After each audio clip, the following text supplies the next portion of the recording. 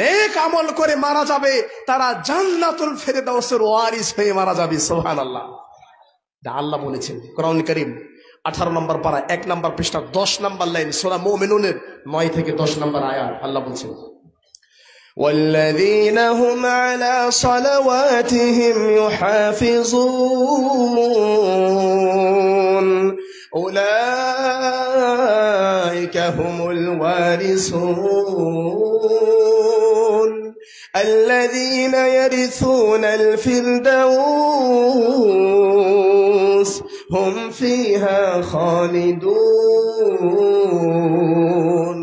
এখানে আল্লাহ বলছেন এই আমল, এতগুলো আমল বলতে বলতে বলছে ওয়াল্লাযীনা হুম আলা সালাওয়াতিহিম ইউহাফিজুন, যারা সালাতকে ঠিকঠাক মতো পড়ে, উলাইকা হুমুল ওয়ারিসুন, এরা ওয়ারিস হয়ে যাবে। কিসের ওয়ারিস?